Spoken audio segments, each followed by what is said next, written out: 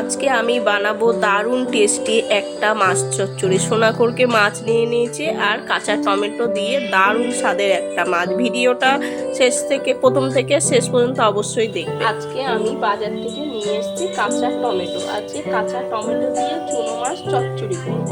তো চলুন দেখে নিয়ে যাই আমি রান্নাটা কিভাবে করি। এই যে আমার চুনো মাছটা নিয়ে এসে আমি ভালো করে ধুয়ে নিয়েছি, এখন জল ঝরতে দিয়েছি। এবার আমি টমেটোগুলো কেটে নেবো, দিয়ে রান্নাটা করে নেবো। আমি ভালো করে ধুয়ে নিয়েছিলাম, অল্প করে লবণ দিলাম, এবার দিয়ে দেবো হলুদ। এবার হালকা হাতে এটা মাখিয়ে নেবো, কারণ খুব ছোটো মাছ তো। মাখানো হয়ে গেছে, ওদিকে কড়াই বসিয়ে দিয়েছি, গরম হয়ে গেছে। এবার এগুলো ভেজে নেবো তেল দিয়ে। রান্নাটা আমি সরষের তেলেই করবো। এই যে সরষের তেল দিয়ে দেবো, তেলটা দিয়ে দিয়েছি, তেলটা গরম হয়ে গেছে। এবার মাছগুলো ছেড়ে দেবো, এরকম করে একটু ছিটিয়ে দেবো মাছগুলো, তাহলে ভালো করে ভাজা হয়ে যাবে। সব মাছগুলো আমি একসাথেই দিয়ে দেবো, দিয়ে যখন ভাজা হয়ে যাবে হালকা করে উল্টিয়ে নেবো মাছগুলো। মাছের করে দিয়ে দিলাম একটু কালো জিরে ফোড়ন। এক পিঠ ভাজা হয়ে যাবে, এবার এক পিঠটা আমি আস্তে করে উল্টাবো, খুব আস্তে করে উল্টাতে হবে, নাহলে মাছগুলো সব ভেঙে যাবে।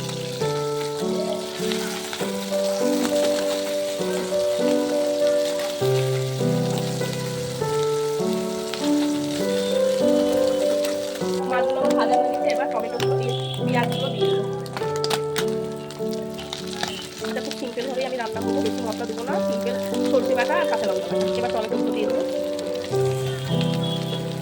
এই মাছটা থেকে যা কিছু হয় দারুণ খেতে হয়। এই যে সরষে কাঁচা লঙ্কা আমি বেটে রেখেছিলাম দিয়ে দেবো, এর মধ্যে দিয়ে দেবো হলুদ আর স্বাদ মতো লবণ। মাছটা থেকে আমি 4টে কাঁচা লঙ্কা দিয়েছি, আপনারা যেমন ঝাল পছন্দ করেন তেমনই ঝাল দেবেন।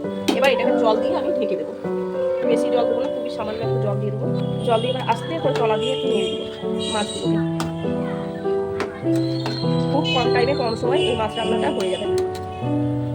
আমি ঢেকে দেবো, গ্যাসটা আমি মিডিয়াম ফ্লেমেই রাখবো। মাছটা আমার ফুটে গেছে, এবার এর মধ্যে দিয়ে দেবো ধনে পাতা কুচিগুলো দিয়ে দেবো।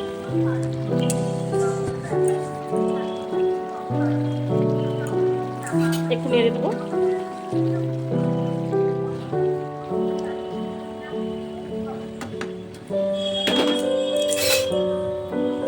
আমার মাছ সবজিটা মনে হয়ে গেছে, এবার নামিয়ে নেব। মাছ সবজিটা নামিয়ে নেব। আমার এই ভিডিওটা যদি ভালো লাগে অবশ্যই একটা লাইক করবে, ফেসবুক থেকে দেখলে পেজটা ফলো করবে, ইউটিউব থেকে দেখলে চ্যানেলটা সাবস্ক্রাইব করবে। আবার দেখা হচ্ছে নতুন কোনো একটা রেসিপিতে। ভালো লাগলে অবশ্যই একটা লাইক করবে, কমেন্ট করবে, আবার কোন রেসিপি দেখতে চান সেটাও বলে দেবে। ততক্ষণ ভালো থাকবে।